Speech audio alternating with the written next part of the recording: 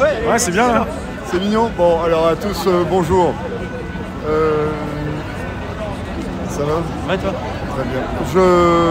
Alors à chaque fois, ce sont les nouvelles de la semaine. Ouais, là c'est très particulier puisqu'il y a un confinement de nuit là. Alors, il y a d'abord... il y a l'interview du président aussi. J'aimerais préciser à chacun que mon père me racontait que sous Pétain, le confinement commençait à 20h. En 80 ans, on a quand même gagné pas mal puisqu'on a gagné 1 heure. Le confinement commence maintenant à 21h, ce qui est quand même assez géant, quoi.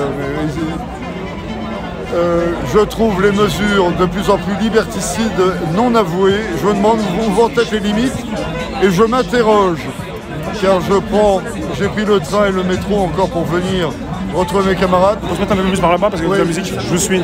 Merci parce qu'il y a beaucoup de bruit. Juste au bout du trottoir, là, juste là, mais où vous voulez, mais un peu plus loin. Parce qu'il y a un peu de bruit là. Voilà. Merci. Je m'interroge sur les capacités de chacun, quand je prends le métro, à se révolter. J'ai le sentiment que cette révolte que l'on attendait pourtant, avec toutes ces mesures qui à chaque fois limitent un peu plus ses libertés, les gens me regardent avec mon masque, car c'est le masque que j'ai depuis 15 jours, enfin que je lave d'ailleurs. Et il n'y a pas de réaction, je ne vois rien, je ne vois pas d'éclair particulier dans les beaux yeux de chacun, et ça m'ennuie terriblement. Parce que j'ai l'impression que si on leur dit vous allez porter le masque toute votre vie, les gens sont prêts à porter le masque toute leur vie. Il y a une précision, le président a dit jusqu'au l'été 2021, je vous comprends. Oui, mais voilà, l'été 2021, l'été 21, mais on n'a pas précisé le siècle.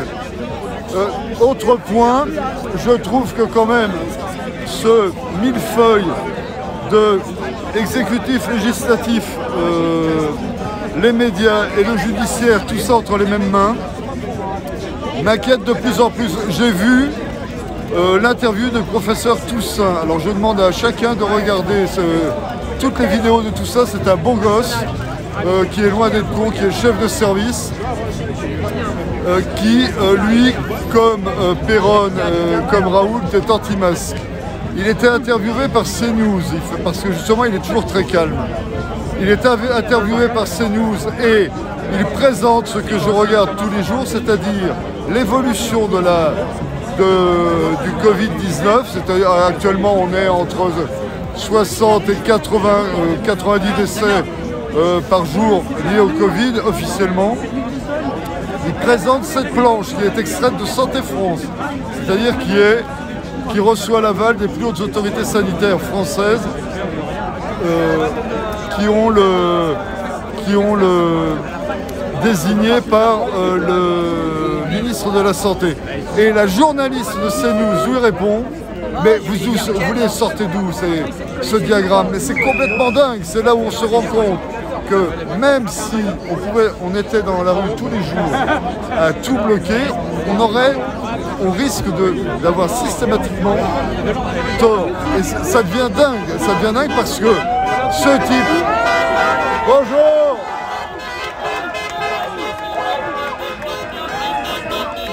Oh! Ce type sort des chiffres que l'on peut voir. Allez sur Santé France, vous verrez exactement le même diagramme que celui qu'il avait montré il y a 3 ou 4 jours à la journaliste de CNews. Et on lui dit, vous êtes dans le faux. Il n'y a pas de limite. L'autre point sur lequel je veux insister, c'est quand même les événements graves. On va mettre des policiers de nuit pour traquer les jeunes qui se prennent une cuite entre 21h et 6h du matin. Ou alors les gens qui, comme moi, j'ai un mariage, vont partir vers 5h parce qu'il faut que j'arrive assez tôt. Ouais, puis il faut aussi rentrer vite chez soi, c'est ça le problème. Voilà. Et ces policiers, peut-être seraient-ils plus facilement, pratiquement plus utilisés à traquer. Quand je vois que les Tchétchènes à Dijon, il y a 2 mois, ont pu rassembler 200 à 250 Tchétchènes pour se foutre sur la gueule avec une population d'origine maghrébine pour justement un trafic de canne. On nous égorge un type hier, il y a 3 ou 4 jours, non, il y a une semaine, il y a un attentat dans la rue où étaient anciennement les locaux de Charlie Hebdo. Et là, on ne dit pas on va renforcer le dispositif policier dans ces zones à risque. Je ne mets pas en avant, c'est pas parce que je suis catholique pratiquant que je n'ai pas de mauvaises relations avec les musulmans. C'est ce que vous allez me dire, c'est ce qu'ils disent tous. Je mets en avant les islamistes extrémistes. Oui. Et là, les islamistes extrémistes, est-ce qu'on a besoin de tant de mecs DRG? On les devine, là, ils sont là, ils sont planqués. Oui. Je faisais le tour de la place, je voyais des personnes qui vendaient par terre des objets qui manifestement n'avaient pas de patente. Ces types-là, il est évident qu'ils travaillent avec les flics. On leur dit, tu peux faire ton petit business, t'as pas de papier, mais tu restes là. Idem avec Hidalgo, pour ceux qui vendent des mini Tour Eiffel en bas au pied de la Tour Eiffel au Trocadéro. On vous emmerdera pas, faites votre petit business, on vous protège.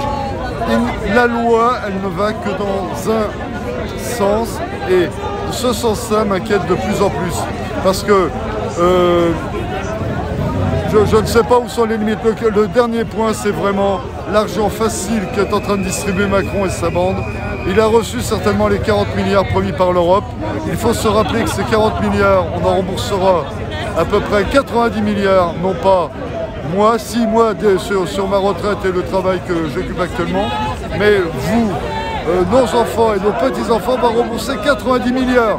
Il faut que l'on sorte de cette, je le répète à nouveau, il faut que l'on sorte de cette Europe qui n'a que des liens purement économiques, qui se ridiculisent en permanence. Et quand on reçoit 40 milliards, est-ce que vous admettriez d'en rembourser 90 à la banque? Moi non. Donc nous sommes des clowns. Le dernier point, c'est l'aspect politique étrangère. On ne se rend pas compte à quel point Macron est ridicule. Il a voulu intervenir en Biélorussie. Loukachenko n'en a rien à foutre des états d'âme de Macron. Macron se veut une lumière, quoique le siècle de lumière, pour moi c'est un peu le siècle des lumières éteintes. Mais il n'en a rien à foutre. Il a voulu intervenir au Liban. Les mecs m'ont dit maintenant vous arrêtez tout, vous dégagez. Il est intervenu en Libye. Monsieur, vous arrêtez tout, vous dégagez. Qu'il s'occupe des gens qui, dans quelques mois, ne vont plus avoir de boulot avec ces décisions à la con. Qu'il s'en occupe, mais qu'il ne s'occupe pas des Biélorusses. Les Biélorusses sont contents. Le salaire moyen en Biélorussie est de 300 €. Quand on sait combien coûte la vie en Biélorussie, les gens vivent bien là-bas. Ils n'ont pas de montagne. La Biélorussie culmine à 350 mètres. Il y a 10 millions d'habitants, 200 000 km², ils ont de l'espace. Qui s'occupe du peuple qui va crever. De mon peuple qui est un peuple, je le répète, et là je ne serai peut-être pas en accord avec les internationalistes qui s'occupent du peuple français. C'est-à-dire celui, moi j'ai une carte d'identité où il y a marqué République française. Je te remercie. Merci, à bientôt.